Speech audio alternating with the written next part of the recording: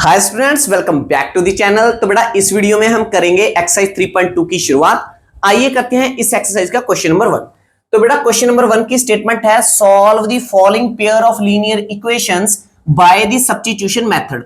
तो बेटा जो हमारा एक्सरसाइज 3.2 का मेन टॉपिक है वो यही है कि हमने इसमें क्वेश्चन को सॉल्व करना है किसके साथ, सब्स्टिट्यूशन मेथड के साथ। एक्सरसाइज 3.1 में हमने कौन सा मेथड किया था, हमने किया था ग्राफिकल मेथड। अब हमने करना है सब्स्टिट्यूशन मेथड।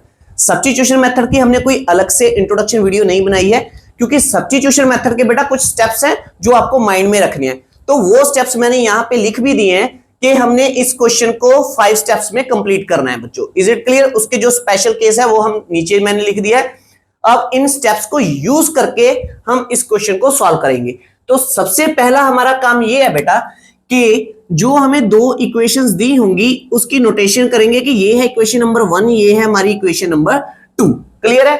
अब स्टेप नंबर 1 क्या कहता है कि चूज वन इक्वेशन। इन दोनों में से आप कोई भी एक इक्वेशन को चूज कर लीजिए। तो हम ऑब्वियसली कौन सी करेंगे, सबसे पहले इक्वेशन नंबर 1 को चूज करेंगे। तो बेटा जो इक्वेशन नंबर 1 होगी यहां पे हम लिखेंगे कि फ्रॉम इक्वेशन नंबर 1 के मैंने इक्वेशन नंबर 1 को चूज किया है और वो है मेरे पास x plus y is equal to 14।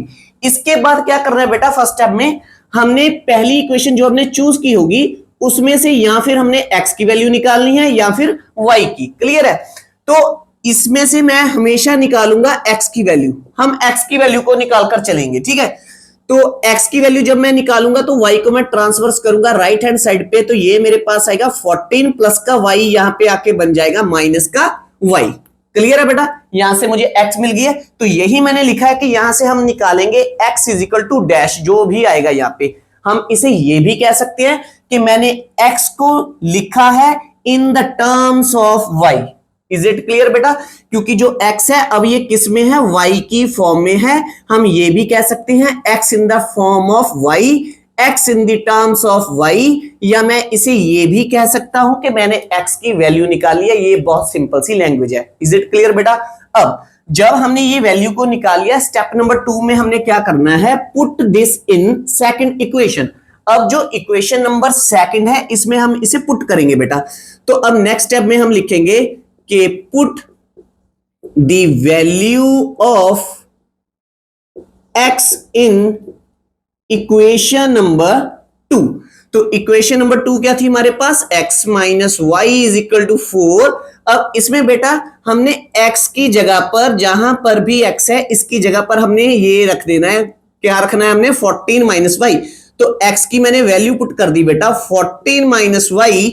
तो मैंने x की जगह पे रख दिया। ठीक है? ये क्या है फर्दर माइनस, ये क्या है y, ये अलग से आएगा इज इक्वल टू, ये हो गया 4। यहां तक क्लियर है बेटा? कोई डाउट तो नहीं है? बहुत सिंपल सी कैलकुलेशन, अभी तक हमने कोई भी टिपिकल काम नहीं किया है। ठीक है?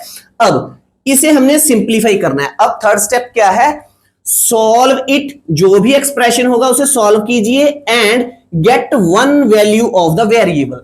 अब इसमें से हमें किसकी वैल्यू मिल जाएगी बेटा, y की। तो इसमें से y की वैल्यू निकालते हैं। तो ये आएगा 14, y नेगेटिव किया, ये भी y नेगेटिव किया, नेगेटिव नेगेटिव क्या हो जाएगा, पॉजिटिव। तो यहां पे हो गया माइनस का 2y इज इक्वल टू 4। अब मैं 14 को ट्रांसवर्स करूंगा बेटा राइट हैंड साइड पे। तो मेरे पास क्या आएगा, इस पे हम हाथ रख लेते हैं बेटा। तो मेरे पास क्या बच गया है, 2y इज इक्वल टू 4। अब हमारे हाथ में क्या है, 14। जब हम इस साइड पे रखेंगे ये बन जाएगा माइनस का 14। इज इट क्लियर बेटा? अब माइनस 2y इज इक्वल 4 में से 14 को माइनस करेंगे तो हमारे पास आएगा माइनस का 10। अब माइनस से माइनस कैंसिल हो जाएगा बेटा, y इज इक्वल टू, तो बेटा अब 2 क्या हो रहा है, y के साथ मल्टीप्लाई हो रहा है। जब हम इसे ट्रांसवर्स करेंगे तो ये 10 के नीचे चला जाएगा डिवाइड में। तो 2 1 जा 2, 5 2 जा 10, कैंसिल करके हमारे पास y आ गया बेटा 5। तो हमने यही कहा था यहां से थर्ड स्टेप में से आपको एक वेरिएबल की वैल्यू मिल जाएगी। तो हमें एक वेरिएबल की वैल्यू मिल गई है, that is 5। Is it clear बेटा? अब हमने क्या करना है, अब नेक्स्ट स्टेप है हमारा put this in the step number 1 equation and get the other variable. अब हमने क्या करना है बेटा, नेक्स्ट स्टेप में जो y हमारी आई है इसको हम इक्वेशन नंबर 1 में पुट करेंगे और दूसरे वेरिएबल की वैल्यू को निकाल लेंगे। इज इट क्लियर बेटा? आप यहां पे भी पुट कर सकते हो, आप यहां पे भी पुट कर सकते हो, ठीक है, कोई ये हमारे पे डिपेंड करता है। तो चलो हम यहां पे कर लेते हैं, ठीक है। अब हम लिखेंगे कि फ्रॉम इक्वेशन नंबर 1, अब इक्वेशन नंबर 1 में हम जब इसे पुट करेंगे x प्लस वाई हमारी क्या आई है 5, क्योंकि x प्लस वाई की जगह पे मैंने कितना रख दिया बेटा 5, यहां पे क्या है इक्वल का साइन, उसके आगे क्या है 14, यहां पे आ गया 14। अब 5 को ट्रांसवर्स करेंगे तो x is equal to 14 minus 5, तो x मुझे मिल गया बेटा 9। तो x की वैल्यू मेरे पास क्या आई है 9। तो हमने यही वैल्यू निकाली थी x और y की, जैसे हम ग्राफिकल मेथड में निकालते थे। तो यहां पे लास्ट पे लिख देंगे बेटा हियर सॉल्यूशन इज यूनिक। अब हमारा सॉल्यूशन क्या है बेटा यूनिक, क्योंकि हमें पर्टिकुलर वैल्यू मिल गई है x की और y की। तो x आया है हमारा दैट इज 9 और y मुझे मिला है दैट इज 5। तो ये हमारा इस क्वेश्चन का आंसर है बेटा। तो इसी को कहते हैं सॉल्यूशन निकालना with the method substitution. Is it clear बेटा? बहुत आसान सा मेथड है। अब हम करेंगे इसका पार्ट नंबर 2। आप वीडियो को पॉज कीजिए, इस क्वेश्चन को राइट डाउन कीजिए और उसके साथ बेटा ये स्टेप्स भी लिख लीजिए। जो स्पेशल केस है वो मैं तब बताऊंगा जब उसके साथ का कोई क्वेश्चन आएगा, फिर आपको क्लैरिटी जो होगी ज्यादा हो जाएगी उस स्पेशल केस की। इज इट क्लियर बेटा? तो आइए बेटा अब करते हैं इसका सेकंड पार्ट। तो सेकंड पार्ट की जो हमारे पास यहाँ पे पेयर दिया है, ये है इक्वेशन नंबर 1, ये है इक्वेशन नंबर 2। तो जैसे हमने प्रीवियस क्वेश्चन किया है, तो सबसे पहले हम बेटा यहाँ पे क्या करेंगे, जो इक्वेशन नंबर 2 है इसे सिंपलेस्ट फॉर्म में लिखेंगे। जैसे ये हमें इक्वेशन किस में दी है बच्चों, जो सेकंड इक्वेशन है हमें अपॉन की फॉर्म में दी है, तो पहले इसे सिंपलेस्ट फॉर्म में लिख लेते हैं एलसीएम लेके। तो ये बन जाएगी बेटा, हमने क्रॉस मल्टीप्लाई के थ्रू एलसीएम लेंगे तो क्या बनेगा, 2 को s से मल्टीप्लाई किया, ये बनेगा 2s, बीच में है प्लस का साइन, 3 को t से मल्टीप्लाई करेंगे 3t अपॉन इन दोनों की मल्टीप्लाई करेंगे 3 2 6 इज इक्वल, ये क्या है बेटा 6। अब इस 6 को हम ट्रांसफर्स करेंगे यहां पे, तो हमारे पास जो इक्वेशन नंबर 2 बनेगी बेटा वो बन जाएगी 2s plus 3t is equal to 36। तो बेटा अब मेरे पास जो इक्वेशन नंबर 2 है वो हमारे पास ये वाली है, ठीक है। तो इसे हमने क्या किया, सिंपलेस्ट फॉर्म में लिख लिया। क्लियर है? अब हम स्टेप्स को फॉलो करेंगे। तो सबसे पहले हम यहां पे पहला स्टेप लिखेंगे कि फ्रॉम इक्वेशन नंबर 1। तो बेटा सबसे पहले हम क्या करेंगे, इक्वेशन नंबर 1 से s की वैल्यू निकाल लेते हैं, ठीक है। अब ये किस फॉर्म में है, s और t की फॉर्म में है। तो s माइनस टी मुझे दिया है इज इक्वल टू 3, तो मैं माइनस टी को ट्रांसफर्स करूंगा और s की वैल्यू निकाल लूंगा। तो s मेरे पास आई है 3 प्लस टी। क्लियर है बेटा? अब जो ये वैल्यू आई है इसे हम सब्स्टिट्यूट किस में करेंगे, इक्वेशन नंबर 2 में। तो हम यहां पे लिखेंगे कि put s is equal to 3 plus t in equation number 2। तो इक्वेशन नंबर 2 हमारे पास ये है। तो बेटा यहां पे पहले s को छोड़कर पूरी इक्वेशन को लिख लो बेटा। 2 यहां पे s है, मैंने इसकी जगह छोड़ दी क्योंकि वैल्यू पुट करनी है। उसके बाद यहां पे प्लस, ये है 3t इज इक्वल टू 36। अब s की जगह पे हमने कितना लेना है स्टूडेंट्स, 3 प्लस t। तो अब इसे सिंप्लीफाई करेंगे, तो इसे मल्टीप्लाई करेंगे, ये आएगा 3 2 6, फिर प्लस का साइन, इसे इससे मल्टीप्लाई करेंगे, 2 इंटू टी क्या बन जाएगा बेटा 2t plus 3t is equal to 36। अब इसमें से जो कांस्टेंट है इसे ट्रांसफर्स करेंगे यहां पे, तो 2t प्लस 3t क्या बन गया बेटा 5t इज इक्वल, ये आ गया 36 प्लस 6 को हमने ट्रांसफर कर दिया राइट हैंड साइड पे, ये बन गया माइनस का 36 माइनस 6। तो 5t इज इक्वल टू क्या है बेटा 30। इसके बाद t इज इक्वल टू 5 को 30 के नीचे लेके जाएंगे, तो कैंसिल होने के बाद हमारे पास t आ जाएगी बेटा 6। तो यहाँ पे t की वैल्यू आ गई है 6। अब एक वेरिएबल की वैल्यू पता जब चल जाएगी, हमने क्या करना है, उसे इक्वेशन नंबर 1 में पुट कर देना है बच्चों। अब हम लिखेंगे कि फ्रॉम इक्वेशन नंबर 1, तो इक्वेशन नंबर 1 से मेरे पास क्या है बेटा s minus t is equal to 3 के इक्वल दिया है, और मैंने t की जगह पे बेटा कितना रखना है अब 6। तो यहाँ पे आ गया माइनस का 6 इज इक्वल टू 3। हमने t की जगह पे क्या कर दिया बेटा, इसमें 6 रख दिया। क्लियर है? अब माइनस 6 को ट्रांसफर कर दो बच्चों, तो ये बन जाएगा माइनस 6। हम जब इस और लेके आएंगे तो क्या बनेगा प्लस का 6, तो मुझे s की वैल्यू मिल जाएगी 9। तो यही हमारा सोल्यूशन है। यहाँ पे हम लिखेंगे हियर solution इज यूनिक। अब ये सोल्यूशन यूनिक क्यों है?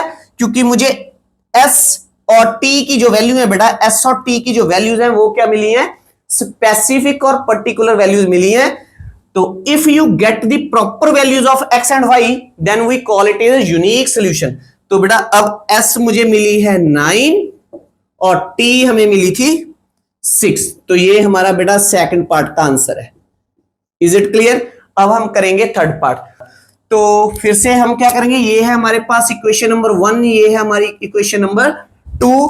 तो बेटा फ्रॉम इक्वेशन नंबर 1, तो पहले इक्वेशन नंबर 1 को लेंगे हम कि फ्रॉम इक्वेशन नंबर 1। तो इक्वेशन नंबर 1 हमारे पास क्या है? 3x minus y is equal to 3। तो यहां से हम x की वैल्यू निकालेंगे बेटा। तो क्या आएगी? 3x माइनस वाई को ट्रांसवर्स करेंगे इज इक्वल टू 3, नेगेटिव की y हो जाएगी पॉजिटिव की y हो चुकी है बेटा। अब जो ये 3 है, जब हम इसे यहां पे ट्रांसवर्स करेंगे राइट हैंड साइड पे, ये कहां पे चला जाएगा बेटा? डिवाइड में। ठीक है, क्योंकि इस और क्या हो रहा था? मल्टीप्लाई। तो x की वैल्यू मिल गई है। अब जो x की वैल्यू निकाली है हम लिखेंगे put x is equal to 3 plus y by 3 in equation number 2। तो बेटा इसे किस में पुट कर देंगे? इक्वेशन नंबर 2 में। अब पूरी इक्वेशन नंबर 2 को लिख लो बच्चों। अब लिखना उसमें क्या नहीं है? x, तो x की जगह मैंने छोड़ दी है। उसके बाद फर्दर क्या है? माइनस का साइन, फिर क्या है? 3, उसके बाद है y इज इक्वल 9। अब जो हमने स्पेस यहां पे छोड़ी x की, उसकी जगह पे क्या रखेंगे बेटा? 3 प्लस वाई बाय 3। क्लियर है बेटा? अब हमने सिंप्लीफाई करना है, तो सिंप्लीफाई करेंगे तो ये 3 तो 9 के साथ कैंसिल हो जाएगा। तो 3 1 जार 3, 3 3 जार 9। ठीक है बेटा? अब इस 3 की मल्टीप्लाई करेंगे इसके साथ। 3 इंटू 3 क्या बन जाएगा? 9। ये क्या है? प्लस 3 इंटू वाई हो जाएगा बेटा 3y। ये क्या है? माइनस का 3y is equal to 9। Clear है बेटा? अब 9 को हम ट्रांसवर्स करेंगे कहां पर? राइट हैंड साइड पर। तो ये मेरे पास है बेटा 3y minus 3y is equal to 9 minus 9। अब ध्यान दीजिएगा बच्चों, यहां पे अब हमारे पास एक स्पेशल केस आ गया। कौन सा? 3y माइनस 3y क्या आएगा? 0 इज इक्वल 9 माइनस 9 क्या आएगा? 0। अब जो यहाँ पे हमारे पास जो ये स्टेटमेंट बन रही है बेटा, इसमें लेफ्ट साइड और राइट हैंड साइड दोनों क्या आई हैं? इक्वल आई हैं। 0 किसके इक्वल होगा? 0। तो अगर कोई ऐसे हमें केस मिल जाता है जिसमें लेफ्ट हैंड साइड और राइट हैंड साइड दोनों इक्वल होंगी, तो बेटा इसके मैनी सॉल्यूशंस होंगे। क्या होंगे इसके?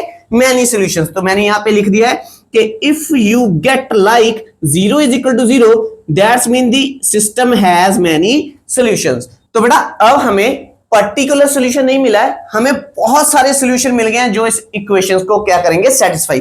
तो हम यहां पे लिखेंगे here the system has infinitely many solution. Clear है स्टूडेंट्स? तो ये था हमारा पार्ट नंबर 3। अब करते हैं इसका पार्ट नंबर 4। तो स्टूडेंट्स पार्ट नंबर 4, 5th और 6th हम करेंगे इस वीडियो के नेक्स्ट पार्ट में, क्योंकि इस वीडियो की लेंथ थोड़ी सी बड़ी हो गई है। अगर आपको मेरे टीचिंग का मेथड अच्छा लगता है तो प्लीज मेरी इस वीडियो को लाइक और शेयर कीजिए, मेरे इस चैनल को सब्सक्राइब कीजिए, और सब्सक्राइब करने के बाद मेरे चैनल के ऊपर जाकर इस वीडियो का नेक्स्ट पार्ट जरूर देखिएगा बच्चों। बहुत ही इजी एक्सप्लेनेशन के हमने सब्स्टिट्यूशन मेथड के सभी क्वेश्चंस करवाए हैं, चाहे वो स्टेटमेंट वाले क्वेश्चन है या वो सिंपल इक्वेशंस वाले क्वेश्चंस है बच्चों। तो मिलेंगे नेक्स्ट वीडियो में नेक्स्ट क्वेश्चंस के साथ। तब तक के लिए thanks for watching, take care, bye bye dear students.